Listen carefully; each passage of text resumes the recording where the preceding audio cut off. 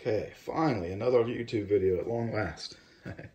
So, I got a good friend, Steve. Steve drives a Bobcat skid loader, among other things, for his job, and he's really good at it. And he picked up this toy. This is a toy made by a company called Ertl. E-R-T-L, I think it is. I'm not going to be able to see it there. This one's made in China, of course, but it's a British company that makes these toys. It's kind of like Tonka toys here in the United States. These guys make this toy, and my friend found this, I think at a yard sale or something, for $1. And he thought it'd be a fun thing to have to put in his, to take to work and keep it in his actual real-size Bobcat, which he calls his office. So I thought that was a pretty neat idea. He showed it to me because it was missing the attachment in the front. So originally, I think it came with multiple attachments that you could slide onto here. This one didn't have any at all, and he wanted a bucket for it. And he knew I had a 3D printer, and he thought maybe I'd be able to get a printer. This is a fun little toy. It's got little buttons on it that makes noise. It makes a backup noise. And it makes engine noise, and it's got LEDs in the front that light up. It's kind of noisy, but pretty neat little toy. When I first got it, this clip, these are supposed to clip onto here, and they weren't. This was laying flat, and this thing, you would raise it up, it would just fall right back down. And the reason is because it wasn't attached here, so I did a kludgy kind of fix there. I found some pieces of wire. That was actually a piece of a vinyl-coated paper clip, and I just epoxied it on there and bent it around to hold this in place so that it holds this to this piece so it doesn't fall back down. And it works pretty good. I don't know if it would stand up to the rigor of a small kid playing with it, but for the particular use case we have in mind, I think it'll be fine. The only other step was how to make the shovel attachment for the front that'll fit on this thing. And of course, the thought comes to mind, you can model one from scratch, but it sounds like a lot of work. Some of you who watch my videos, and my friend Steve, also who watches my videos, and who I showed this to personally because, you know, he drives one of these. I showed him this little remote control skid loader that I made, which you find on Thingiverse. There's 2 or 3 of these out there. And it, of course, came with a shovel attachment. So I thought maybe if I scale it up, this thing would work.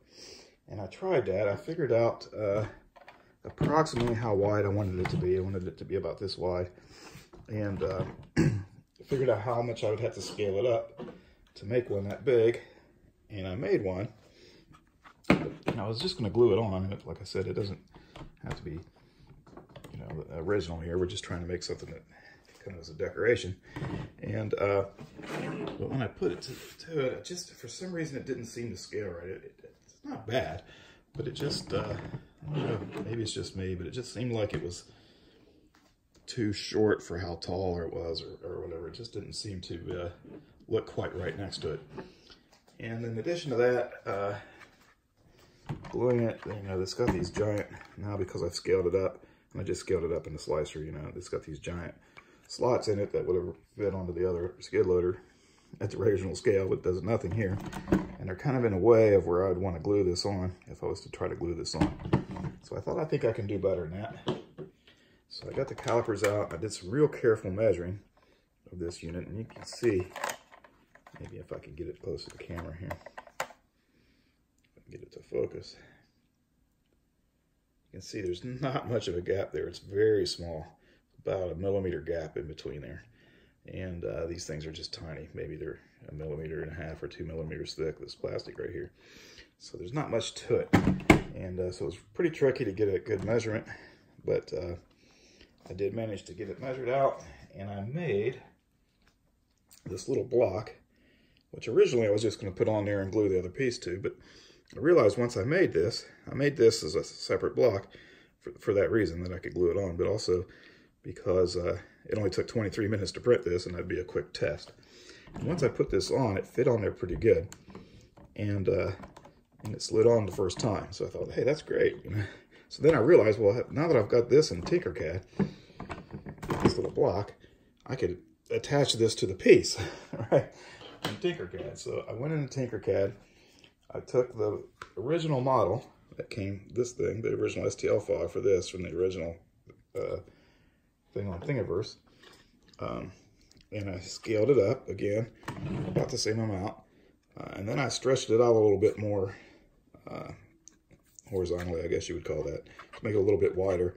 Maybe not quite as tall, almost the same size, but not quite as tall and a little bit wider, so it would look a little better. And then I just erased, I just chopped off the back of it where those big giant slots were, and I used the block that I had previously made, saved that as a Tinkercad part, brought it into here, stretched it out on the lower end, and made the slots perfect right there for it. And it works. Let me see if I might have to come around here to do it, but it fits a little tight, but it does fit. It goes right in there like that, and there it is, ready to go.